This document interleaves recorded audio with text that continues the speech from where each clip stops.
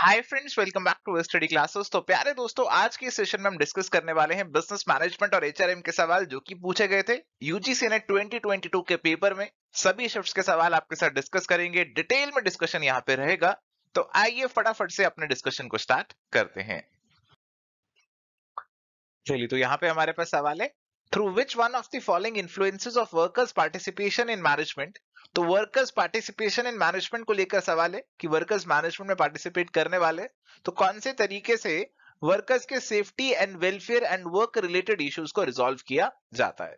तो we can have different extents of worker participation in management. कई बार तो केवल उनके साथ इंफॉर्मेशन शेयर कर दी जाती है, कई बार उनको केवल कुछ कंसल्ट कर लिया जाता है, और कई बार उनको हाईएस्ट लेवल ऑफ पार्टिसिपेशन दिया जाता है विच इज को डिटर्मिनेशन, यानी कि मैनेजमेंट और वर्कर्स दोनों साथ में मिलकर डिटरमाइन करते हैं कि क्या हमारे वेलफेयर फैसिलिटीज होनी चाहिए, क्या सेफ्टी हमारे फैसिलिटीज होने चाहिए। तो सब चीजों को, सब इश्यूज को मिलकर रिजॉल्व करते हैं। अब देखो, आप यहाँ पे वर्कर्स को केवल इंफॉर्मेशन दे सकते हैं तो उससे तो रिजॉल्व नहीं होंगे। आप उनको केवल कंसल्ट कर सकते हैं कि उनको केवल कंसल्ट कर लिया तो उससे कुछ हद तक रिजॉल्व कर सकता है, but the best way is codetermination. तो बेस्ट तरीका रहता है codetermination. This is the highest form of workers participation in management. तो correct answer it should be option number 4, codetermination, which is the correct answer. प्यारे दोस्तों, different extent of workers participation in management आपके साथ course में भी discuss की गई थी। Information, consultative, associative, administrative and decisive, which is codetermination. तो ये सवाल आपका को डिटर्मिनेशन को यहाँ पे पूछ रहा था, और इस टेक्निक के बारे में अगर आपने पढ़ा है, इसके बारे में आपने पढ़ा हुआ है, तो आई थिंक आप इस सवाल को यहाँ पे सॉल्व कर पाते। चलिए, तो यहाँ पे हमारे पास सवाल है, arrange the time spent in administration in the increasing order by the following personal. तो एडमिनिस्ट्रेशन में ये कितना टाइम लगाते हैं उस हिसाब से इनको ऑर्डर में अरेंज करना है। तो इंक्रीजिंग ऑर्डर में लगाना है, यानी कि जो सबसे कम टाइम लगाएगा उसे सबसे पहले रखेंगे, जो उससे ज्यादा लगाएगा उसके बाद, और ऐसे अपनी सीक्वेंस बनाएंगे। Works manager, president, foreman, board of directors और जनरल मैनेजर। तो प्यारे दोस्तों, हमारे पास अगर आपको ये चीज मालूम है कि अगर आप लोअर लेवल पे काम कर रहे हैं, लोअर लेवल पे आपका एडमिनिस्ट्रेशन में टाइम कम लगता है। अगर आप अपर लेवल में, टॉप लेवल पे काम कर रहे हैं तो आपका एडमिनिस्ट्रेशन में टाइम ज्यादा लगता है। बस इतनी चीज अगर आपको मालूम है तो इससे ये सवाल सॉल्व हो जाएगा। और अगर हम यहाँ पे पहचानने की कोशिश करें कि इनमें से लोअर लेवल पे कौन आ रहे हैं, तो लोअर लेवल पे आपके यहाँ पे फोरमैन आएंगे और वर्क्स मैनेजर आएंगे, सबसे नीचे आपके ये आएंगे, फिर आपके जनरल मैनेजर आ जाएंगे, फिर आपके बोर्ड ऑफ डायरेक्टर्स और प्रेसिडेंट यहाँ पे आ जाएंगे। तो यहाँ पे सी और ए जिसमें पहले आ रहा हो, तो सी और ए यहाँ पे पहले आ रहा है, इसके बाद आपका जनरल मैनेजर आ रहा है ई, और बी और डी उसके बाद में आ रहे हैं, जो आपके प्रेसिडेंट और बोर्ड ऑफ डायरेक्टर्स है उसके बाद में आ रहे हैं। तो आपका ऑप्शन नंबर जो 1 है वो बिल्कुल सही सीक्वेंस यहाँ पे बन जाएगा। This is going to be the correct answer. प्यारे दोस्तों, ये चीज आपके साथ कोर्स में भी कवर की गई थी कि एडमिनिस्ट्रेशन और मैनेजमेंट में क्या डिफरेंस है, और आपको बताया गया था कि जो टॉप मैनेजमेंट है वो एडमिनिस्ट्रेशन में ज्यादा समय लगाती है, ज्यादा समय उसका एडमिनिस्ट्रेशन करने में निकलता है, और जो लोअर लेवल पे उनका एडमिनिस्ट्रेशन में बहुत ही कम टाइम यहाँ पे इन्वॉल्व रहता है। तो इस चीज से आप आसानी से इस सवाल को सॉल्व कर सकते थे। चलिए, तो यहाँ पे हमारा सवाल है, which one of the following test measures the applicant's capacity to learn the skill acquired for a job। तो आपको किसी जॉब के लिए कोई स्किल एक्वायर करना पड़ेगा, तो आप वो स्किल एक्वायर करने के कैपेबल भी हैं, आप में वो क्षमता है भी या नहीं, ये कौन सा टेस्ट मेजर करता है, ये आपको यहाँ पे बताना है। Aptitude test, interest test, intelligence test और पर्सनैलिटी टेस्ट। तो प्यारे दोस्तों, यहाँ पे जो करेक्ट आंसर बनेगा that is going to be aptitude test, क्योंकि यहाँ पे हम ये देख रहे हैं कि आपके अंदर वो एप्टीट्यूड है कि नहीं, कि आप कुछ नया सीख सकते हैं या नहीं सीख सकते हैं। तो that is going to be measured by aptitude test. तो करेक्ट आंसर ऑप्शन नंबर 1 का रहेगा। प्यारे दोस्तों, different types of selection test आपके साथ कोर्स में भी कवर किए गए थे, और उसके अंदर आपको एप्टीट्यूड टेस्ट में बताया गया था कि आपकी पर्सन की कैपेसिटी बताता है कि वो नए स्किल सीख सकता है, उसके अंदर कैपेसिटी है डेवलपमेंट की या नहीं है। तो ये चीजें एप्टीट्यूड टेस्ट के द्वारा ही मापी जाती है, और इसीलिए आसानी से आप इस सवाल को आंसर कर सकते थे। चलिए, यहाँ पे हमारे पास है लिस्ट 1 और लिस्ट 2। लिस्ट 1 में हमारे पास है कुछ मैनेजमेंट के स्टाइल, और लिस्ट 2 में हमारे पास है जी कुछ अप्रोचेस। तो इनको हमें यहाँ पे मैच करना है। तो यहाँ पे जो ये आपको मैनेजमेंट के स्टाइल्स दिख रहे हैं ना, तो ये ब्लेक एंड मॉर्टन ने एक मैनेजरियल ग्रिड हमें दिया था। एक मैनेजरियल ग्रिड इन्होंने ऐसे बना के दिया था, और इसके अंदर हम एक तरफ रखते थे कंसर्न फॉर प्रोडक्शन को और एक तरफ रखते थे कंसर्न फॉर पीपल को। उसके बेसिस पे इन्होंने ये हमें मैनेजरियल ग्रिड यहाँ पे तैयार करके दिया था। अब प्यारे दोस्तों, यहाँ पे हमारे पास जो है इन्होंने पांच पांच कोऑर्डिनेट्स की बात करी थी, और ये जो पांच कोऑर्डिनेट्स थे इसके बेसिस पे ही ये सवाल आपको पूछा जा रहा है। अब इन पांच कोऑर्डिनेट्स में हमारे पास यहाँ पे जो चीजें चेक हो रही है उनको एक बार देख लेते हैं। तो पहले हमारे पास आ रहा है जी टास्क मैनेजमेंट। तो टास्क मैनेजमेंट वाले वो लोग होते हैं जो कि प्रोडक्शन को सबसे ज्यादा कंसर्न देते हैं और लोगों की तरफ, पीपल की तरफ कोई कंसर्न उनका नहीं रहता। तो इस स्टाइल को डिनोट किया जाता है 9-1 वाले कोऑर्डिनेट से। इसके बाद है जी कंट्री क्लब मैनेजमेंट। तो कंट्री क्लब मैनेजर्स वो लोग रहते हैं जो कि लोगों की तरफ ज्यादा ध्यान देते हैं और टास्क की तरफ उनका कोई ज्यादा ध्यान नहीं रहता है। इसको हम डिनोट करते हैं 1-9 वाले कोऑर्डिनेट से। इसके बाद है इम्पावरिस्ट मैनेजमेंट। तो इम्पावरिस्ट वालों का तो किसी भी तरफ कोई खास ध्यान नहीं रहता है, ना लोगों की तरफ ना प्रोडक्शन की तरफ। इसे 1-1 से डिनोट किया जाता है। इसके बाद हमारे पास आता है जी टीम मैनेजमेंट। और ये जो टीम मैनेजमेंट इसे बेस्ट माना जाता है क्योंकि इसमें हमें दोनों की तरफ हाईएस्ट कंसर्न देखने को मिलता है, प्रोडक्शन और पीपल दोनों की तरफ ज्यादा कंसर्न देखने को मिलता है। इसके बेसिस पे आपको ये अप्रोचेस के साथ मैचिंग करनी होगी।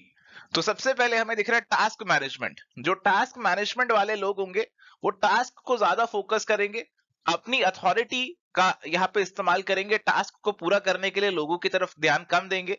तो आप इसको अथॉरिटी ओबीडियंस अप्रोच से मैच कर सकते हो। अथॉरिटी ओबीडियंस अप्रोच से आप इसे मैच कर सकते हो। तो ए को आप यहाँ पे 3 से मैच कर सकते हो। इसके बाद है जी आपका country club management. Country club management में तो लोगों की तरफ ही ज्यादा ध्यान होगा। तो यहाँ पे हम ज्यादा बातें किसकी करेंगे, लोगों की, लोगों के साथ प्यार मोहब्बत बनाने की। तो ये आप जो मैच कर सकते हो ये 1 वाले से मैच कर सकते हो। इसके बाद है इम्पावरिस्ट मैनेजमेंट। इम्पावरिस्ट मैनेजमेंट में तो किसी भी तरफ ध्यान नहीं है, तो कुछ भी आप नहीं कर रहे। तो speak no evil, hear no evil, see no evil, कुछ भी आप नहीं कर रहे हैं तो आप इस सारे नो एविल वाले से मैच कर सकते हैं। अगर आपको डाउट है तो आप पहले आगे भी बढ़ सकते हैं। इसके बाद है टीम मैनेजमेंट। तो टीम मैनेजमेंट के अंदर तो आप सबको साथ में लेकर चलने वाले, आपका काम भी बढ़िया होगा और सब लोगों के साथ भी प्यार मोहब्बत बना रहेगा। तो आप इसे बेस्ट मैच कर सकते हैं ऑप्शन नंबर 2 से। 1+1 can add up to 3 approach. इसे सिनर्जी भी कहा जाता है कि आप सभी मिलकर काम करेंगे तो आप और बेहतर आउटपुट लेकर आ सकते हैं, आपका प्रोडक्शन भी और बेहतर रहेगा। तो इसीलिए आप इसे 2 से मैच कर सकते हैं और फिर आपका जो सी है वो 4 से ही मैच होगा इवेंचुअली। तो आपकी जो करेक्ट मैचिंग यहाँ पे बनने वाली है that is going to be option number 3। ये वाली मैचिंग आपकी यहाँ पे बनने वाली है। चलिए तो प्यारे दोस्तों, यहाँ पे आपके साथ मैनेजरियल ग्रिड का कंसेप्ट कोर्स में भी डिस्कस किया गया था, बट यहाँ पे सवाल को थोड़ा सा और घुमा फिरा के पूछने की कोशिश करी। हालांकि आपको बताया गया था कि टास्क मैनेजमेंट में अथॉरिटी के ऊपर ज्यादा फोकस रहता है। ये सारी चीजें जो आपके पास डिफरेंट कोऑर्डिनेट्स बनते हैं उसके अंदर किस किस पे फोकस रहता है, this was covered in the class. तो बस आपको इसको थोड़ा सा और अप्लाई करना था, थोड़ा सा और दिमाग लगाना था, तो आप इस सवाल को आंसर कर पाते। बिलीव मी माय फ्रेंड्स, अब ऐसे सवाल नहीं आते कि आपको क्लास में रट्टा लगाया जाए और आप वही जाके उसे वॉमिट आउट कर दे और अपना आंसर लगा दे। ऐसे सवालों का जो अब जो प्रोपोर्शन है वो कम होता जा रहा है। ज्यादा सवाल ऐसे आते हैं कि आपको एग्जामिनेशन में जाकर कंसेप्ट को अप्लाई करना होता है और दिमाग को लगाना होता है। तो इसीलिए आप किसी भी टॉपिक को पढ़ रहे हैं तो उसे अच्छे से पढ़े, अच्छे से उसे अपने दिमाग में बिठा ले, क्योंकि एग्जामिनेशन में सवाल आपको नहीं पता कौन से कोने से उठाकर वो डाल देगा। चलिए यहाँ पे अगला सवाल है, which of the following is a determinant of organisation climate और कल्चर। तो हमारी ऑर्गेनाइजेशन का जो माहौल रहने वाला है वो हम किस चीज से डिटरमाइन कर सकते हैं। किसी ऑर्गेनाइजेशन का माहौल कैसा रहता है, किसी का कैसा रहता है, और ये अलग अलग क्यों जाते हैं, कौन सा फैक्टर है, कौन सा डिटर्मिनेंट है जो कि इसे डिटरमाइन करता है। Leadership style, decision making, innovation and change और ट्रस्ट। तो प्यारे दोस्तों, अगर मोस्ट अप्रोप्रिएट आंसर चूज करना हो तो मेरा इंक्लिनेशन तो ऑप्शन नंबर 1 की तरफ ही जा रहा है कि जिस ऑर्गेनाइजेशन के लीडर जिस तरीके से काम करते हैं उसी तरीके से उस ऑर्गेनाइजेशन का माहौल रहता है। किसी ऑर्गेनाइजेशन के जो लीडर है बहुत ही चुलबुले है, अपना बहुत ही कूल माइंड से काम करता है, कूल रहता है, तो वैसे ही आपको क्लाइमेट दिखेगा। अगर किसी ऑर्गेनाइजेशन के लीडर ऐसे हैं जो कि बहुत ही स्ट्रिक्ट है, बहुत लोगों को तंग करते हैं, उनको पनिश करते हैं, तो फिर उस ऑर्गेनाइजेशन का क्लाइमेट भी आपको वैसा देखने को मिल सकता है। तो इसीलिए हम लीडरशिप स्टाइल को यहाँ पे कह सकते हैं कि एक इंपॉर्टेंट डिटर्मिनेंट है हमारी ऑर्गेनाइजेशन क्लाइमेट का। और लीडरशिप स्टाइल ही अल्टीमेटली आपके डिसीजन मेकिंग को भी इन्फ्लुएंस कर सकता है, बाकी चीजों को भी कहीं ना कहीं ये इन्फ्लुएंस यहाँ पे कर सकता है। तो most appropriate answer leadership style लग रहा है। थोड़ी सी सब्जेक्टिविटी है इस सवाल में, but this is the official answer also and this is the most appropriate answer also, और इसी को हमें एक्सेप्ट करना पड़ेगा। ऐसे सवालों को आपको इस पॉइंट ऑफ व्यू से भी ध्यान रखना है कि अगर फ्यूचर में ऐसा ही कोई सवाल रिपीट हो जाए तो आपको आंसर ऑप्शन नंबर 1 ही लगाना होगा। प्यारे दोस्तों, आपके साथ कोर्स में भी multiple dimensions of organisation climate cover की गई थी, और उसमें आपको बताया गया था कि एक मल्टी डायमेंशनल कंसेप्ट है, और इसकी डायमेंशंस में हमारे पास इंडिविजुअल ऑटोनॉमी, अथॉरिटी स्ट्रक्चर और लीडरशिप स्टाइल भी यहाँ पे आ जाता है। तो कहीं ना कहीं आपने जो चीजें पढ़ी होती है उसको आपको एग्जामिनेशन में अप्लाई करना है, और उसके बेसिस पे आप अपना आंसर यहाँ पे मार्क कर सकते हैं। चलिए अगला सवाल हमारे पास है, sequence correctly the following steps in PERT CPM analysis. तो प्यारे दोस्तों, ये हमारे पास ना नेटवर्क एनालिसिस की कुछ टेक्निक्स हैं, जिसमें हमें बेसिकली देखना होता है कि हमारा क्रिटिकल पाथ क्या रहने वाला है, हमारा किस तरीके से सीक्वेंसिंग रहने वाला एक्टिविटीज का जो हम करने वाले हैं। तो किसी भी काम को हम करते हैं तो उसके अंदर कुछ सीक्वेंस ऑफ एक्टिविटीज परफॉर्म करनी होती है, तो उसी सीक्वेंस को यहाँ पे देखने की कोशिश की जाती है डायग्रामेटिकली, ग्राफिकली, और कुछ डिसीजंस यहाँ पे हम लेते हैं। अब ये जो PERT CPM एनालिसिस है, इसके आपको स्टेप्स यहाँ पे करेक्ट ऑर्डर में अरेंज करने हैं। सबसे पहले जी, identify the critical path, draw the network diagram, establish dependencies across activity, establish the completion time of an activity, define the activities in the network. तो प्यारे दोस्तों, लेट्स सपोज कि आपको एग्जामिनेशन क्लियर करना है, आपको अपना जो एग्जामिनेशन है उसे क्लियर करना है, तो उस एग्जामिनेशन के लिए आपको क्या क्या एक्टिविटीज परफॉर्म करनी पड़ेगी। लेट्स सपोज आपको उस एग्जामिनेशन के लिए सबसे पहले कोई कोर्स चाहिए, कोई मटेरियल चाहिए, ये काम आपको करना पड़ेगा। आपको उसके प्रीवियस ईयर पेपर्स चाहिए, मटेरियल चाहिए, प्रीवियस ईयर पेपर्स चाहिए, आपको उसकी यहाँ पे टेस्ट चाहिए प्रैक्टिस के लिए, तो ये सब चीजें उसकी आपको चाहिए। तो यहाँ पे डिफरेंट एक्टिविटीज आपको परफॉर्म करनी पड़ेंगी, और फिर इन एक्टिविटीज का यहाँ पे क्या सीक्वेंस रहने वाला है वो भी आपको आइडेंटिफाई करना पड़ेगा। तो सबसे पहले तो आप क्या करेंगे, आप आइडेंटिफाई करेंगे कि मेरी क्या एक्टिविटीज रहने वाली है, क्या एक्टिविटीज रहने वाली है, आप उनको डिफाइन करेंगे। तो जो भी एक्टिविटीज होंगी, आपको सिलेबस भी चाहिए, आपको यहाँ पे कोर्स भी चाहिए, आपको यहाँ पे प्रीवियस ईयर क्वेश्चंस भी चाहिए, तो ये सारी चीजें आपको यहाँ पे चाहिए। तो ये आपकी एक्टिविटीज हो गई जो कि आपको करनी है। इसके बाद आप इन एक्टिविटीज के बीच में डिपेंडेंसी बनाने की कोशिश करेंगे, यानी कि कौन सी एक्टिविटी पहले और कौन सी एक्टिविटी बाद में आपको करनी है। जैसे आपने कहा सबसे पहले मैं क्या करूंगा, सबसे पहले मैं अपना सिलेबस आइडेंटिफाई करूंगा, उसके बाद मैं पीवाई क्लाउज लूंगा, उसके बाद मैं यहाँ पे कोर्स परचेज करूंगा, और हो सकता है साइमल्टेनियसली आप कुछ और चीजें भी कर रहे हो, जैसे कि साइमल्टेनियसली मैं इस एग्जामिनेशन के लिए अप्लाई भी कर दूंगा, साइमल्टेनियसली मैं इस एग्जामिनेशन के प्रैक्टिस सेट भी ले लूंगा। तो ये सब चीजें आपको करनी है, ये सब एक्टिविटीज आपको करनी है। तो आपने इन एक्टिविटीज के बीच में डिपेंडेंसी एस्टेब्लिश कर ली कि कौन सी पहले होगी और कौन सी उसके बाद में होगी। तो बाद वाली एक्टिविटी पहली एक्टिविटी पे एक तरीके से डिपेंडेंट हो गई।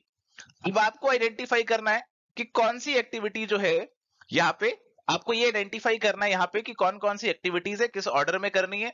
इसके बेसिस पे आपका एक नेटवर्क डायग्राम यहाँ पे बन गया। ये जो हमने यहाँ पे बनाया, this is a network diagram, बहुत छोटा सा बनाया, but this is a network diagram, और ये अल्टीमेटली आपका जो एग्जामिनेशन है वो आपको क्रैक करा देगा। इस तरीके से एक नेटवर्क डायग्राम हमने यहाँ पे बना लिया है।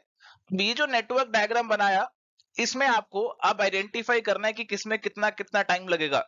सिलेबस मुझे इकट्ठा करना है तो उसमें 2 दिन लगेंगे, कोर्स मुझे लेना है तो उसमें लेट्स सपोज 4 दिन लगेंगे, मुझे यहाँ पे कोर्स को पढ़ाई करना है और चीजें करनी है, लेट्स सपोज उसमें 10 दिन लगेंगे। तो ये सब जो चीजें हैं आपको इस तरीके से उनका टाइम भी आइडेंटिफाई करना है, और टाइम निकालने के बाद आपको पता लगेगा कि कौन सा क्रिटिकल पाथ है, कौन सा ऐसा पाथ है जिसको मैं बिल्कुल भी डिले नहीं कर सकता। अगर उस पाथ में कोई डिले हो गया तो फिर मेरा पूरा जो ये नेटवर्क है उसमें डिले आ जाएगा। तो इस तरीके से मेरा सीक्वेंस चलता है। तो इसके बाद डी आएगा और उसके बाद ए आएगा, and this is part of option number 2, so this is going to be the correct answer. My dear friends, जो नेटवर्क डायग्राम्स हैं और PERT CPM जो आ रहे हैं, they are basically the techniques of controlling. तो controlling में एक इस्तेमाल होने वाली टेक्निक है, एंड कंट्रोलिंग के जो वेब स्टडी कोर्सेज के नोट्स थे वहां पे आपको ये टेक्निक को डिटेल में बता रखा था कि what are the steps involved in using PERT and CPM। तो अगर आपने उनको गो थ्रू किया था तो आपको इस सवाल में कोई दिक्कत ना आती। अगला सवाल है, which of the following common difficulties are faced in making decisions and implementing। तो यहाँ पे डिसीजंस को लेकर सवाल आ चुका है।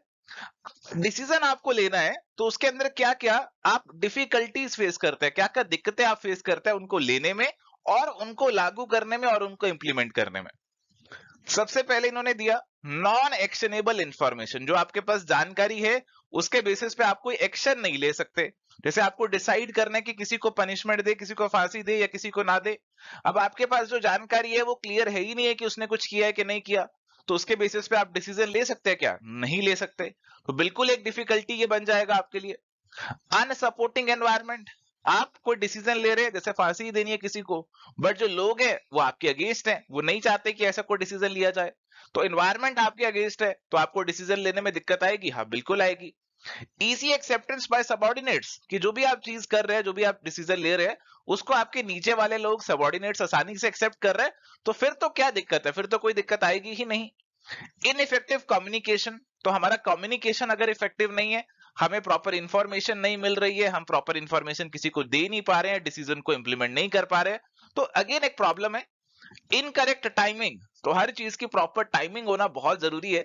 हर एक डिसीजन प्रॉपर टाइम पे ले लेना चाहिए, ऐसा आपके पेरेंट्स भी आपको कहते होंगे। तो इनकरेक्ट टाइमिंग जो है यहाँ पे एक डिफिकल्टी है हमारे डिसीजन मेकिंग में और इंप्लीमेंटिंग में, तो इसे भी हम इंक्लूड कर सकते हैं। फिलहाल तो सी को काट के देखते हैं कि कौन सा आंसर बनना चाहिए। तो इसको आप काटेंगे तो correct answer would become option number 3 जो है वो बन जाएगा। हमारे पास जो सी वाला पार्ट है वो 2 और 4 में आ रहा है, तो 2 और 4 को तो वैसे ही काट सकते थे आप। और मुझे लगता है आसानी से फिर अगर आप 1 और 3 में कंफ्यूज होते तो आप आसानी से 3 को लगा सकते थे। चलिए अगले सवाल की ओर बढ़ते हैं। Which of the following statements are true in case of delegation of authority? तो अगर आपको अपनी अथॉरिटी को किसी को डेलीगेट करना है तो उस रिस्पेक्ट में कौन सी बातें यहाँ पे सही है?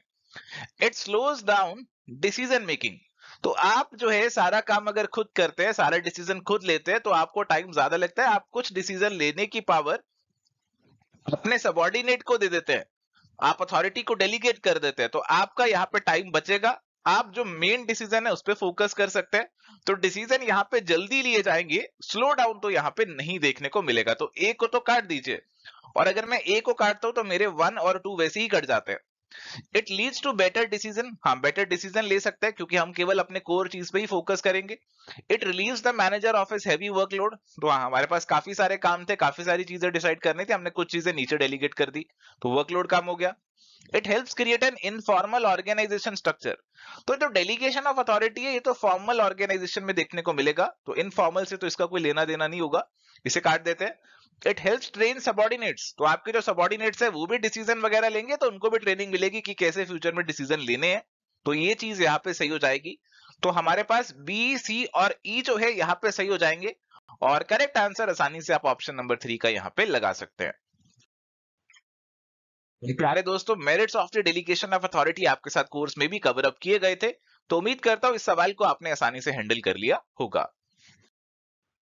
चलिए तो यहाँ पे हमारे पास सवाल है, according to stewardship theory of corporate governance which of the following statements are relevant? तो हमारी जो कॉर्पोरेट गवर्नेंस को लेकर स्टीवर्डशिप थ्योरी है उसको लेकर सवाल पूछा जा रहा है। देखो कॉर्पोरेट गवर्नेंस की अलग अलग थ्योरीज हमारे पास अवेलेबल है, जैसे एक एजेंसी थ्योरी है, एक स्टीवर्डशिप थ्योरी है। स्टीवर्डशिप थ्योरी के अंदर क्या माना जाता है? इसके अंदर माना जाता है कि हमारे जो ओनर्स हैं और मैनेजर्स हैं, तो मैनेजर्स हमारे they are basically stewards of the owner. तो मैनेजर जो है ओनर के बेस्ट इंटरेस्ट में यहाँ पे काम करने वाले, इनका कोई कंफ्लिक्ट ऑफ इंटरेस्ट नहीं होने वाला। मैनेजर्स जो हैं जैसा ओनर्स चाहते हैं, जो चीजें ओनर्स के हित में होंगी वही चीजों को करना ज्यादा पसंद करेंगे। तो इस तरीके का यहाँ पे अप्रोच देखने को मिलता है। तो अब ऑप्शंस देखते हैं और उस हिसाब से कुछ यहाँ पे दिमाग लगाने की कोशिश करते हैं। Governance approach is sociological and psychological, तो हमारे जो मैनेजर्स हैं कहीं ना कहीं वो अपने आप को यहाँ पे क्या मानते हैं, कहीं ना कहीं वो अपने आप को मानते हैं कि वो एक तरीके से ट्रस्टी की तरह काम कर रहे हैं, और कहीं ना कहीं उनको ओनर्स के हित में काम करना है। तो सोशियोलॉजी और साइकोलॉजी कहीं ना कहीं एक रोल प्ले कर रही है। बिहेवियर पैटर्न इज ट्रस्टवर्दी, तो जो मैनेजर्स का बिहेवियर इट इज ट्रस्टवर्दी, उन पे ट्रस्ट किया जा सकता है क्योंकि वो ओनर्स के हित में ही काम करने वाले हैं, कोई कंफ्लिक्ट ऑफ इंटरेस्ट नहीं होगा।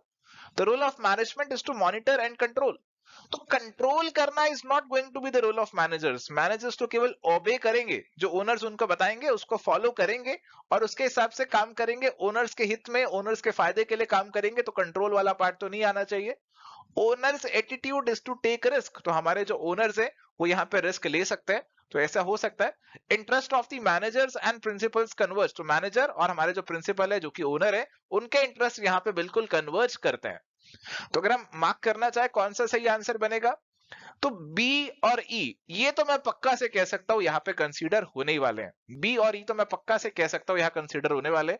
और बी और ई को अगर मैं देखता हूं तो ये 1 में नहीं आ रहे, ये मेरे पास 3 में नहीं आ रहे, ये मेरे पास जो आ रहे हैं केवल 2 और 4 में आ रहे हैं। अब अगर मैं 2 और 4 को देखता हूं तो 4 में तो सारे ही आ रहे हैं, बट सारे सही नहीं है। मैनेजमेंट का रोल कंट्रोल करना नहीं रहता है यहाँ पे, तो मैनेजमेंट का रोल यहाँ पे कंट्रोल करने वाला नहीं होता, वो यहाँ पे फॉलो करते हैं जो ओनर कह रहे हैं उसको अकम्प्लिश करने की कोशिश करते हैं, ओनर्स को फायदे पहुंचाने की कोशिश करते हैं। तो सी वाला तो मेरे को काट देना है, और इसीलिए मैं यहाँ पे कह सकता हूं A B D and E, यानी कि option number 2 is going to be my correct answer. चलिए, तो यहाँ पे हमारे पास सवाल है, As per the agency theory of corporate governance, which of the following statements are relevant? तो हमारी जो एजेंसी थ्योरी है कॉर्पोरेट गवर्नेंस की, उसके कंटेक्स्ट में कौन सी स्टेटमेंट्स यहाँ पे रेलेवेंट है? तो देखो जी, यहाँ पे हमें सबसे पहले दिया गवर्नेंस अप्रोच इज मटीरियलिस्टिक। तो जो एजेंसी थ्योरी होती है, एजेंसी थ्योरी में हमारे जो ओनर्स हैं, जो हमारे मालिक है और जो मैनेजर्स हैं, उनके रिलेशन जो कैसे रहते हैं वो प्रिंसिपल एजेंट के रहते हैं। तो मैनेजर बेसिकली एक एजेंट की तरह काम करते हैं। अब एज एन एजेंट एक कंफ्लिक्ट यहाँ पे क्रिएट हो सकता है, कंफ्लिक्ट ऑफ इंटरेस्ट, एक कंफ्लिक्ट ऑफ एजेंसी यहाँ पे क्रिएट हो सकता है। आपके जो मैनेजर्स यहाँ पे होंगे उनकी अप्रोच ये रह सकती है कि वो अपना एम्पायर यहाँ पे बढ़ाएं, अपने फायदे की चीजें सोचे, ऐसी चीजें करें जहां पे उनकी सैलरी वगैरह, उनकी रेमुनरेशन ज्यादा बढ़े। ओनर्स को चाहे फ्यूचर में नुकसान हो जाए, उससे उनको यहाँ पे ज्यादा मतलब नहीं रहेगा। मैनेजमेंट जो है यहाँ पे अपने तरीके से कंपनी को चलाना चाहेंगे। गवर्नेंस अप्रोच इज मटीरियलिस्टिक, तो मैनेजर्स जो है यहाँ पे मटीरियलिस्टिक हमें दिखते हैं। यहाँ पे हमें देखने को मिलता है मैनेजर्स अपनी जो डिजायर्स है, अपने जो पर्सनल उनके एम्बिशंस है, उनको ज्यादा फोकस करता है उनको पूरा करने पे।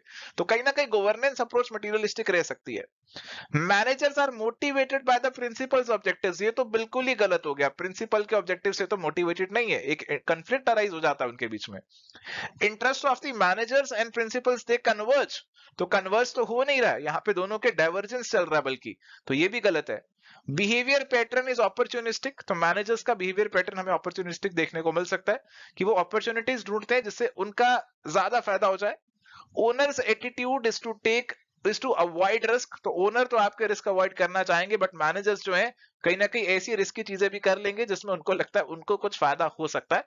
तो बी और सी को तो काट देना चाहिए, और उसके हिसाब से अगर हम आंसर मार्क करना चाहें बी और सी को काट कर, तो बी और सी इसमें भी कट रहा है, बी और सी इसमें भी आ रहा है, और इसमें भी सी आ रहा है। तो यहाँ पे हमारे पास ऑप्शन नंबर 4 ही बचता है, and this is the most appropriate one. A D and E, this is the most appropriate बोला जा रहा है। और सेकंड स्टेटमेंट है policies define an area within which a decision is to be made. तो प्यारे दोस्तों, अगर हम बात करते हैं पॉलिसी की, तो हमारी ऑर्गेनाइजेशन में भी बहुत सारी पॉलिसीज बनाई जाती हैं। जैसे हमारे पास एक प्रमोशन पॉलिसी ऑर्गेनाइजेशन में बनाई जाती है कि किस तरीके से लोगों को प्रमोट किया जाएगा। तो यहाँ पे अगर आपको प्रमोशन को लेकर कोई डिसीजन लेना है, तो उसको लेकर आपको ये पॉलिसी को रेफर करना पड़ेगा। It will define the area, जिस एरिया को कंसीडर करके आपको वो डिसीजन लेना है। तो सेकंड स्टेटमेंट तो सही है। फर्स्ट स्टेटमेंट कह रही है कि थिंकिंग में मदद नहीं करता, केवल एक्शन में करता है। ये थोड़ी सी गलत हो जाती है, क्योंकि जो आपकी पॉलिसीज है वो आपको सोचने में भी मदद करेगी, थिंकिंग में भी मदद करेगी, कि जो भी आप सोचेंगे इस पॉलिसी को ध्यान में रखेंगे, आपको सोचना है कि किसकी प्रमोशन करनी है, तो इस पॉलिसी को सोच के ही आप वो यहाँ पे जो अपना डिसीजन है अल्टीमेटली लेने वाले हैं। तो सोचेंगे भी और एक्शन भी लेंगे, और दोनों में पॉलिसीज को कहीं ना कहीं ध्यान में रखना चाहिए। और स्टेटमेंट नंबर 1 इसीलिए थोड़ी सी गलत हो जाती है। तो करेक्ट आंसर जो प्यारे दोस्तों हमारे पास बचता है, that is going to be option number 2। Statement 1 is incorrect, but statement number 2 is correct. Statement number 2 is correct, तो option number 4, sorry option number 4 जो है that is going to be the correct answer for this particular question. प्यारे दोस्तों, जो हमारे different types of plans हैं वो आपके साथ कोर्स में भी डिस्कस किए गए थे, और इसमें आपको बताया गया था कि जो पॉलिसीज है वो आपको लिमिट्स बताती है। और आपके साथ 6 प्लीज ऑफ प्लानिंग जो है बाय पीटर ड्रकर, वो भी नोट्स में आपको प्रोवाइड किए गए थे, और उसके अंदर बताया भी गया था कि जो पॉलिसीज है वो थिंकिंग और एक्शन दोनों में मदद करती है। तो इस बेसिस पे आप इस सवाल को सॉल्व कर सकते थे। चलिए, तो यहाँ पे सवाल है, which one of the following is not an advantage of organisation structure by territory. तो ऑर्गेनाइजेशन स्ट्रक्चर बाय टेरिटरी का मतलब आप समझते हैं? अगर समझते हैं तो फिर इस सवाल में आपको दिक्कत नहीं आनी चाहिए। तो स्ट्रक्चर बाय टेरिटरी का मतलब हुआ, जैसे आप डिवीजन अलग अलग बनाते हैं तो आप यहाँ पे हो सकता है जोन अलग अलग बना ले। तो आपकी एक नॉर्थ जोन हो गई, आपकी एक वेस्ट हो गई, एक आपकी यहाँ पे ईस्ट हो गई, एक आपकी यहाँ पे साउथ जोन हो गई। तो अलग अलग टेरिटरी के हिसाब से आपने अपना ऑर्गेनाइजेशन स्ट्रक्चर जो है यहाँ पे बना दिया, अलग अलग टेरिटरी के हिसाब से आपने अपनी डिवीजन यहाँ पे बना दी। तो आपको बताने कि उसका फायदा क्या नहीं होगा, नॉट एन एडवांटेज, उसका नुकसान क्या होगा। Makes control easy for top management. देखो जो टॉप मैनेजर है वो तो एक ही जगह पे बैठा होगा, जो आपका कॉर्पोरेट हेडक्वार्टर होगा वहीं पे बैठा होगा, और यहाँ पे आपके अलग अलग जोन है, बाकी लोग अलग अलग जगह पे बैठे हुए हैं, अलग अलग देश के कोने में बैठे हुए हैं। तो इनको कंट्रोल करना देखो आसान इतना तो नहीं होने वाला है। तो ये वाला फिलहाल तो लग रहा है कि ये एडवांटेज नहीं है, बट पहले ही ऑप्शन है, आगे भी बढ़ते हैं। Places responsibility at the lower level. तो हमारे जो डिफरेंट जोन्स बने हुए हैं उनके रिस्पेक्ट में जो रिस्पॉन्सिबिलिटीज है वो उन जोन के जो इंचार्ज होंगे, मैनेजर होंगे, उनकी रहने वाली है, तो नीचे लेवल पे रिस्पॉन्सिबिलिटी तो रहेगी। Improves coordination in a region. तो एक रीजन के अंदर कोऑर्डिनेशन करना आसान हो जाएगा। तो हम विद इन अ रीजन तो कोऑर्डिनेट कर सकते हो, बट आपस में दिक्कत आ सकती है, तो ये तो इन अ रीजन कह रहे हैं। Take advantage of the economies of local operation. हाँ, तो आप लोकल लेवल पे काम कर रहे हो तो आप लोकल लेवल पे जो इकोनॉमीज हैं उनका फायदा ले सकते हो। लोकल लेवल पे आपको पता रहेगा क्या काम कहां से हो जाएगा, सस्ता कहां से हो जाएगा, उसका फायदा भी आप उठा सकते हैं। लोकल लेवल की जो डिमांड है उसको बेहतर से कैटर कर सकता है, तो इसका भी फायदा आप उठा सकते हैं। तो कहीं ना कहीं जो डिसएडवांटेज लग रहा है, कहीं नॉट एन एडवांटेज लग रहा है, वो ऑप्शन नंबर 1 ही लग रहा है। तो this is the correct answer कि it makes control easy for top management. ऐसा नहीं होगा, टॉप मैनेजमेंट जो जगह बेचारी बैठी रह जाएगी, सबको कंट्रोल करने में दिक्कत उसको महसूस होगी। चलिए अगला सवाल है, arrange the following stages of delegation in correct sequence. तो डेलीगेशन का मतलब आप ऑलरेडी समझते ही हैं कि किसी को अथॉरिटी आप डेलीगेट करते हैं, तो यहाँ पे आप अपना कुछ काम है नीचे, आप अपने सबऑर्डिनेट को दे देते हैं, क्योंकि आप सारा काम नहीं कर सकते, आपका वर्कलोड अप्लाइड कर देते हैं। अब यहाँ पे देखिए आपको क्या क्या स्टेप्स फॉलो करने हैं, ये आपसे सवाल पूछ रहा है। Establish proper control, select the person in light of the job to be done, reward effective delegation and successful assumption of authority, define assignments and delegate authority in light of results expected, maintain open lines of communication। देखो सबसे पहले तो आपको काम define करना है कि कौन सा काम यहाँ पे आपको करने वाले हैं, और उसके हिसाब से आप अथॉरिटी डेलीगेट करेंगे। तो सबसे पहला चीज is going to be define your assignments, कि आप काम डिफाइन कीजिए कि क्या क्या काम आपको करना है, और ये डिसाइड कीजिए कि कौन से काम आप खुद करेंगे और कौन से काम आप नीचे डेलीगेट यहाँ पे कर देंगे। तो सबसे पहली चीज is going to be this. इसके बाद आप क्या करेंगे, इसके बाद आप ये आइडेंटिफाई करेंगे कि कौन से पर्सन को यहाँ पे क्या काम देने वाला है। तो कौन से पर्सन को आपको यहाँ पे सेलेक्ट करना है, कौन से पर्सन को अथॉरिटी डेलीगेट करनी है, आप उसे यहाँ पे सेलेक्ट कर लेंगे। और इसके बाद आप यहाँ पे क्या करने वाले हैं, इसके बाद आप उस पर्सन को काम देके भूल तो नहीं जाएंगे, आप उस पर्सन के साथ टच में रहेंगे, आप उस पर्सन के साथ टच में रहेंगे, और आपको ये सारे काम करने हैं, आपको कंट्रोल भी लगाने हैं, आपको कम्युनिकेशन भी उसके साथ मेंटेन करके रखना है, और लास्ट में आपको ये भी इंश्योर करना है कि अगर उसने अच्छा काम किया तो उसको रिवॉर्ड भी आपको यहाँ पे देना है। तो रिवॉर्ड वाली चीज तो सबसे लास्ट में आनी चाहिए। अब ये दो चीजें जो कि आ सकती है, establish proper control and maintain open line of communication, ये मेरे ख्याल से किसी भी ऑर्डर में फिलहाल आप लगा सकते हो। तो फिलहाल हम देखते हैं कि कौन सा ऑप्शन सही बन रहा है। तो मेरे पास जो है ऑप्शन नंबर 3 में अगर मैं देखता हूं तो इसी में मेरे पास पहले डी आ रहा है, और फिर मेरे पास यहाँ पे बी आ रहा है, और लास्ट में मेरे पास इसमें सी भी आ रहा है, और यही करेक्ट आंसर होना चाहिए। ओपन लाइन ऑफ कम्युनिकेशन और एस्टेब्लिश प्रॉपर कंट्रोल हमारे बीच में आ जाएंगे। तो करेक्ट आंसर ऑप्शन नंबर 3 का मेरा बन जाएगा। तो प्यारे दोस्तों, स्टेप्स इन डेलीगेशन आपके साथ कोर्स में भी डिस्कस किए थे, बट जितनी किताबें होंगी सब में अलग अलग तरीके से स्टेप्स दिए होंगे। तो आपको अगर बेसिक क्लैरिटी है तो आप दिमाग के घोड़े दौड़ाएंगे और अपने आंसर्स तक पहुंच जाएंगे।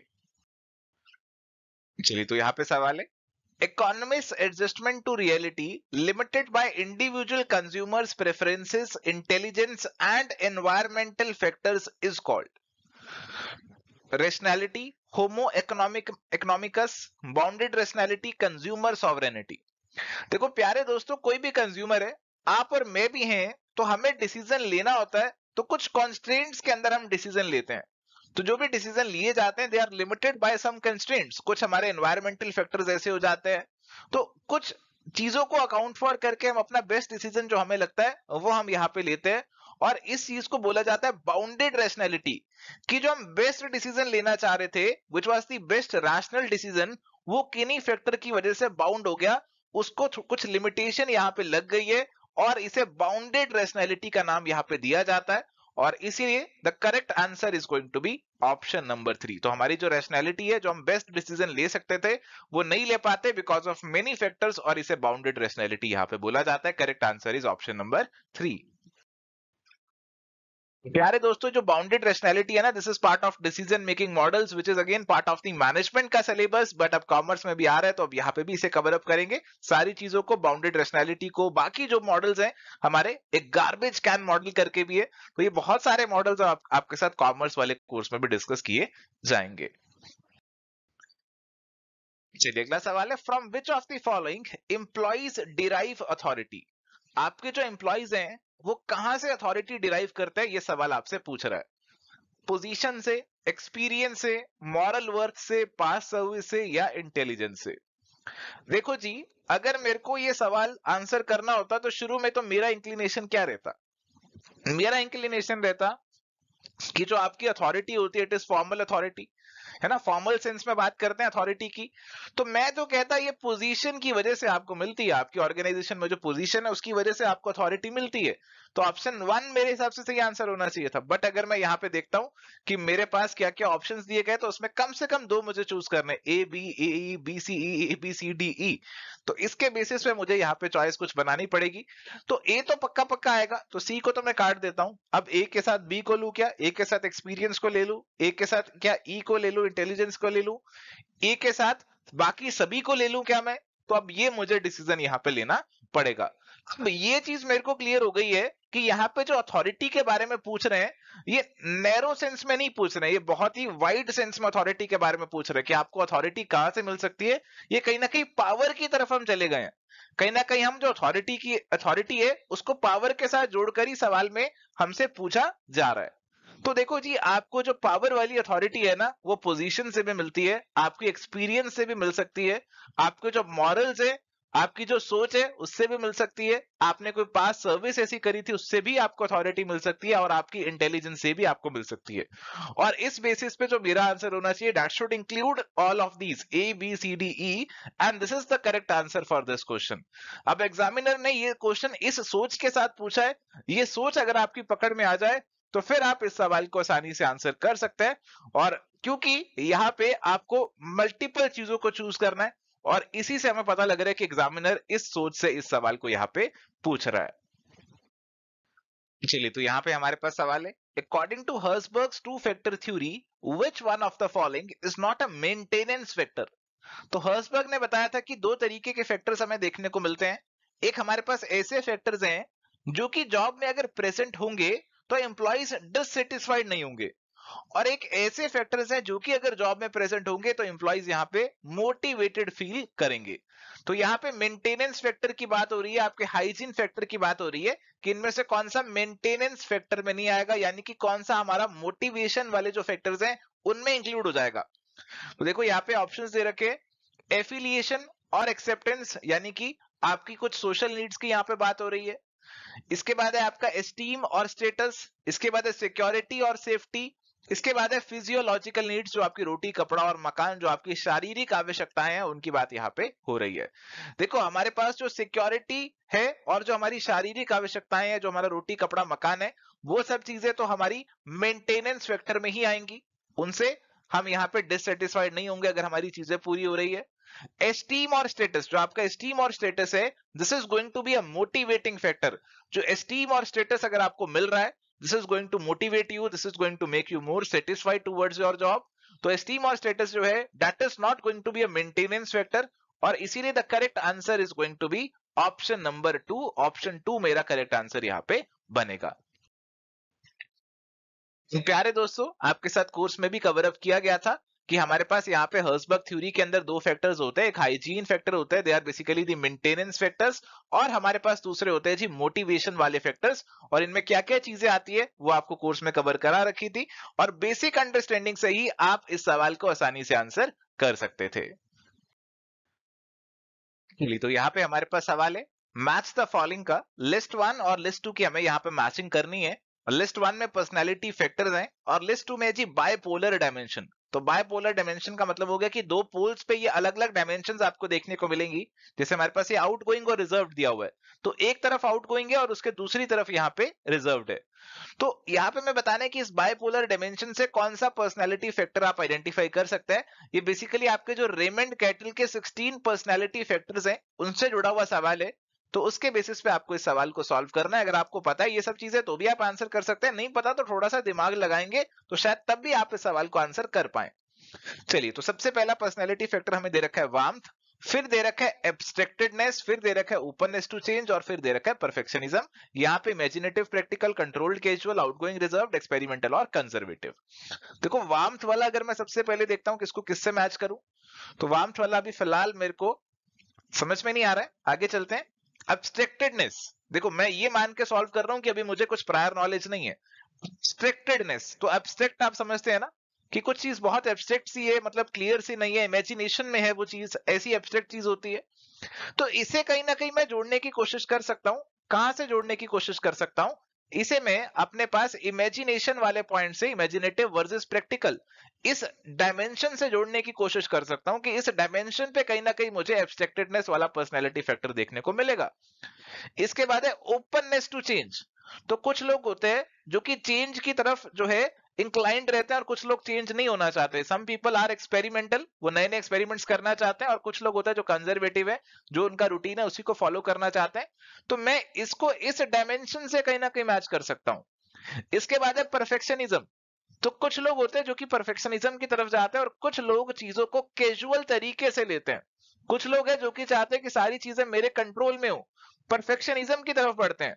और कुछ लोग हैं कि चीजों को कैजुअल तरीके से लेते हैं, जैसे चल रहा है वैसे चल ले, तो परफेक्शनिज्म की तरफ ध्यान नहीं होता है। और ये आप डायमेंशन इससे मैच कर सकते हैं, और इसीलिए जो वार्मथ वाला डायमेंशन बचेगा फिर आपका 3 से ही मैच होना चाहिए। और अगर आप देखेंगे तो this matching is part of the option number 2, और ऑप्शन नंबर 2 जो है ये हमारा करेक्ट आंसर यहाँ पे बन जाएगा। A3 से B1, C4 एंड D2 से मैच आपका हो जाएगा।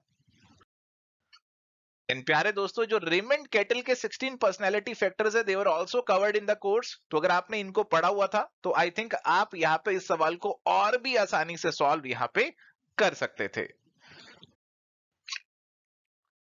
चलिए, हमारे पास यहाँ पे अगला सवाल है, which one of the following is not used for forecasting personal demands, labour demand by an organisation. तो ये सवाल आपका ह्यूमन रिसोर्स प्लानिंग से जुड़ा हुआ है। Trend analysis, Markov analysis, ratio analysis and scatter plot. तो अगर ह्यूमन रिसोर्स प्लानिंग का टॉपिक आपने पढ़ा है तो you would easily be able to identify कि ट्रेंड और रेशो एनालिसिस और मार्कोव एनालिसिस का इस्तेमाल करते हैं। स्कैटर प्लॉट का इस्तेमाल नहीं होता है, स्कैटर प्लॉट इस्तेमाल नॉर्मली नहीं किए जाते हैं।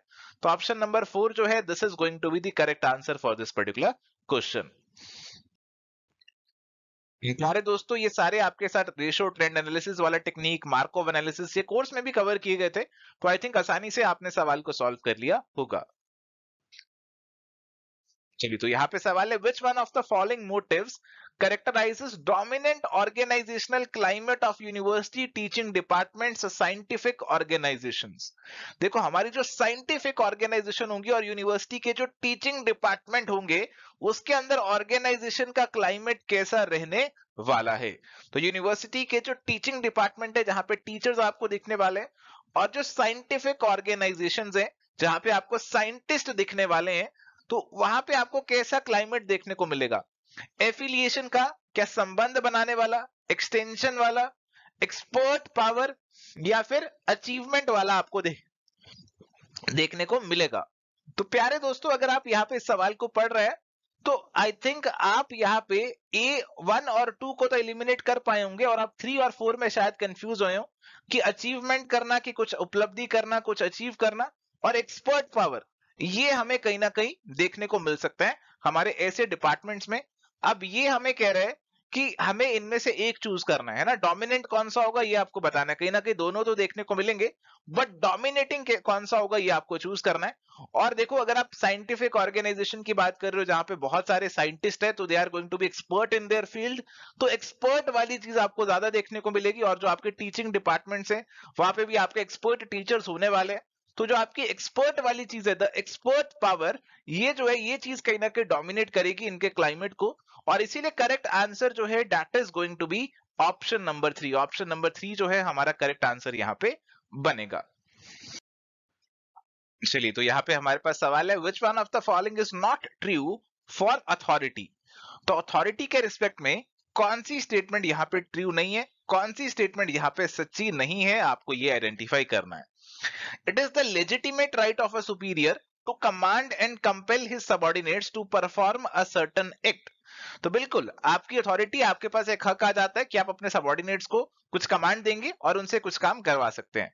It is mostly well defined, conspicuous and finite. तो बिल्कुल आपकी अथॉरिटी होती है, प्रॉपरली डिफाइंड रहती है, उस पर कुछ लिमिट होती है। इट इज फाइनाइट, आप उसे समझ सकते हैं कि हाँ यही केवल उनकी अथॉरिटी है और इसके बाद उनकी अथॉरिटी नहीं है। तो ये चीज भी हमारी सही है। इट कैन बी डेलीगेटेड, तो डेलीगेटेड भी हो जाती है अथॉरिटी, डेलीगेशन ऑफ अथॉरिटी बिल्कुल हम पढ़ते हैं। It serves as a basis of both formal and informal organisation. तो प्यारे दोस्तों, authority is the basis of only formal organisation and not informal organisation, और इसीलिए the correct answer is going to be option number 4। इसकी वजह से हमारा जो करेक्ट आंसर है it would become option number 4। प्यारे दोस्तों, अथॉरिटी का कंसेप्ट आपके साथ कोर्स में भी डिस्कस किया गया था और मुझे नहीं लगता इस सवाल में आपको कोई दिक्कत आई होगी। चलिए, तो यहाँ पे सवाल है, which one of the following aims at the task dimension of organisation change. तो ऑर्गेनाइजेशन चेंज की बात हो रही है, तो ऑर्गेनाइजेशन चेंज का तो मतलब यही हो गया कि हम कुछ ऑल्टरेशन करने वाले हैं, कुछ बदलाव लेकर आने वाले हैं ऑर्गेनाइजेशन के अंदर। हो सकता है उसके कल्चर में, टेक्नोलॉजी में, या फिर कुछ और नया काम करने वाले, कुछ चेंज आने वाला है। ऑर्गेनाइजेशन जब चेंज की बात करते हैं तो यहाँ पे देखिए जी, अब टास्क डायमेंशन को लेकर सवाल पूछ रहा है। टास्क डायमेंशन क्या चीज हुई है ना, ये सवाल थोड़ा सा इस वजह से कंफ्यूजिंग हो जाता है, थोड़ा सा वीक हो जाता है, सब्जेक्टिव हो जाता है। Which of the following aims at task dimension of the organisational change. तो टास्क की तरफ हमें कुछ जोड़ना है, ऑप्शंस को देखते हैं। Broadening and narrowing the span of control, diversifying into additional business, improving the efficiency of machines, reallocating the authority। अब देखो जी, यहाँ पे अगर हमें टास्क डायमेंशन की बात करनी है तो मेरे को तो नॉर्मली यही समझ आ रहा है कि जो टास्क हम कर रहे हैं, जो नॉर्मली काम करते हैं ऑर्गेनाइजेशन में, उसको चेंज करने वाले हैं, है ना। जो काम कर रहे हैं उसमें कोई चेंज आने वाला है। तो आप स्पैन ऑफ कंट्रोल को ब्रॉड एंड नैरो कर रहे हैं, इससे काम में चेंज आएगा तो नहीं आएगा। डाइवर्सिफाइंग इनटू एडिशनल बिजनेस, तो ये तो इटसेल्फ एक नया बिजनेस, एक नया काम आप शुरू करने वाले हैं, तो इससे काम में चेंज आ सकता है। Improving the efficiency of machines, आपकी मशीन बेहतर आउटपुट देंगी, काम में कोई चेंज नहीं आएगा।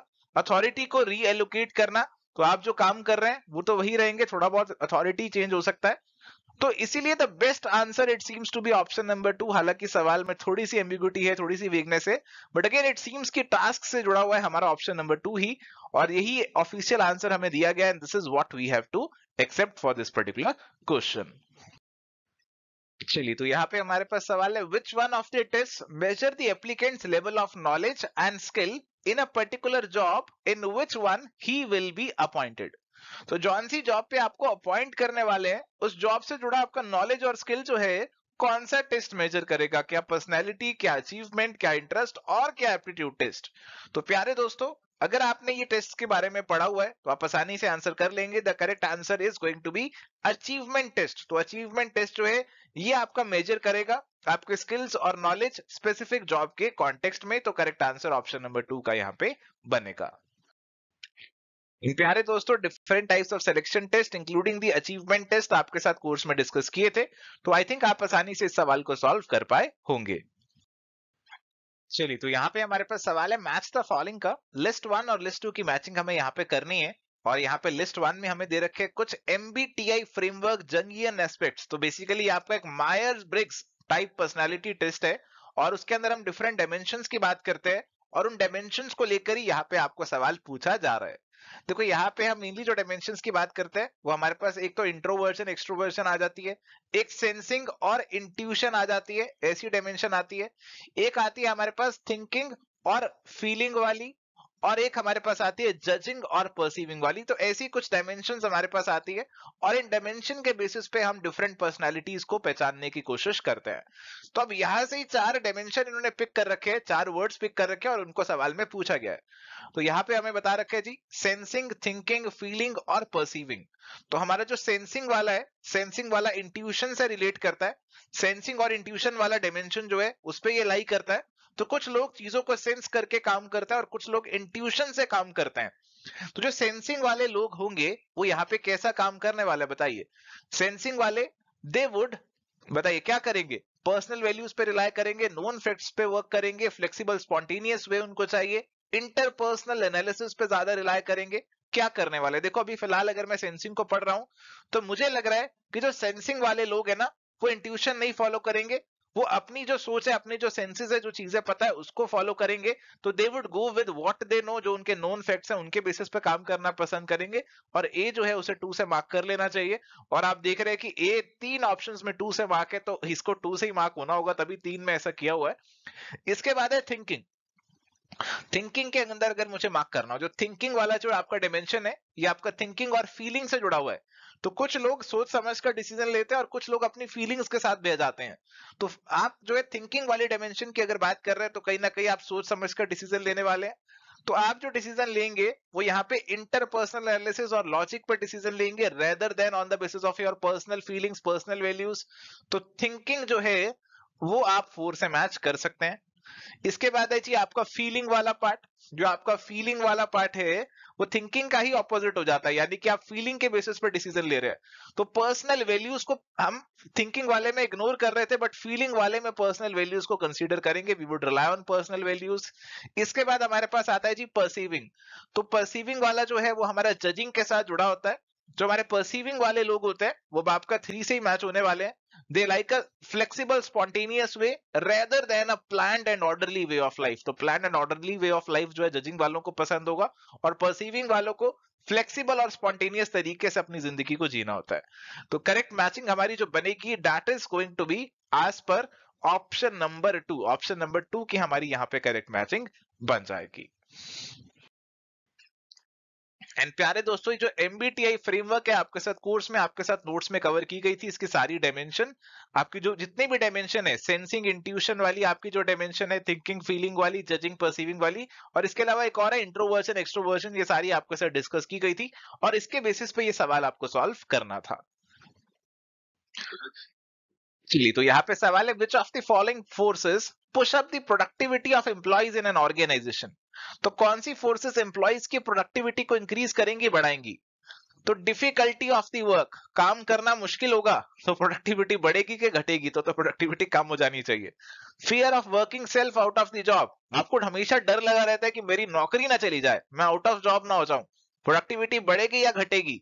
तो अगर डर सता रहा है तो प्रोडक्टिविटी कैसे बढ़ेगी।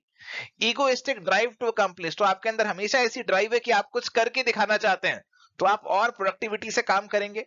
डिजायर फॉर प्रमोशन, आपको प्रमोशन चाहिए तो फिर आप मन लगा के काम करेंगे। मोटिव टुवर्ड्स डूइंग वर्क, आपका काम करने का कोई उद्देश्य है, आपको काम करने के लिए कोई मोटिवेशन मिला हुआ है। तो अगर कोई मोटिव है किसी काम के प्रति तो फिर आप उस काम में ज्यादा अच्छे से मन लगाएंगे, अच्छी प्रोडक्टिविटी आपकी निकल कर आएगी। जैसे एग्जामिनेशन क्रैक करने का आपका एक मोटिव है कि आपको एग्जामिनेशन क्रैक करके जॉब लेना है, कुछ भी करना है, तो this is ultimately going to push up your productivity. तो सी, डी और ई कंसीडर होंगे, ए और बी नहीं होगा। Correct answer would become option number 4। चलिए, तो यहाँ पे सवाल है according to the contingency approach the factors governing the span of management are. तो हमारी जो स्पैन ऑफ कंट्रोल है उसको कौन से फैक्टर्स गवर्न करते हैं, अफेक्ट करते हैं, ये सवाल आपसे यहाँ पे पूछा जा रहा है। तो कॉन्टिजेंसी अप्रोच लगाने का लॉजिक मुझे फिलहाल समझ में नहीं आया। तो कॉन्टिजेंसी का मतलब तो कुछ ऐसी हुआ ना कि सिचुएशन के अकॉर्डिंग चीजें डिपेंड करती है, depends on the contingent situation, ऐसा कुछ हुआ इसका मतलब। तो स्पैन ऑफ मैनेजमेंट को कौन से फैक्टर्स अफेक्ट करते हैं उसको देखने की कोशिश करते हैं। Span of management itself is dependent, is contingent upon several factors. तो वो सारे फैक्टर्स को पहचानने की कोशिश करते हैं। सबसे पहले टाइप ऑफ वर्क, आपका काम कैसा है। अगर आपका काम रेगुलर नेचर का, नॉर्मल सा रूटीन नेचर का काम है तो आप काफी सारे लोगों को भी हैंडल कर सकते हो, बट अगर काम बहुत ही कॉम्प्लिकेटेड है तो ज्यादा लोगों को हैंडल नहीं कर पाओगे, तो बिल्कुल करेगा स्पैन ऑफ मैनेजमेंट को effect. Ability of the manager, तो हमारे एम्प्लॉइज की क्या एबिलिटी है, और मैनेजर की क्या एबिलिटी है, ये दोनों चीजें आपके स्पैन ऑफ कंट्रोल को इफेक्ट करेंगी। लेवल ऑफ द मैनेजमेंट, तो यहां पे हम देखते हैं कि टॉप लेवल पे काम कर रहे हैं, मिडिल पे काम कर रहे हैं या लोअर पे काम कर रहे हैं, अलग अलग पे हमें अलग अलग स्पैन देखने को मिलता है। ज्योग्राफिक लोकेशन, अगर आपके एम्प्लॉइज आपके बिल्कुल साथ में ही है, ज्योग्राफिकली बिल्कुल साथ है, तो आप सबको आसानी से मैनेज कर लेंगे, ज्यादा स्पैन ऑफ कंट्रोल भी रह सकता है। बट अगर सब दूर दूर है तो फिर ज्यादा स्पैन नहीं रहेगा। तो ये सारी चीजें कहीं ना कहीं स्पैन ऑफ कंट्रोल को इफेक्ट करती है।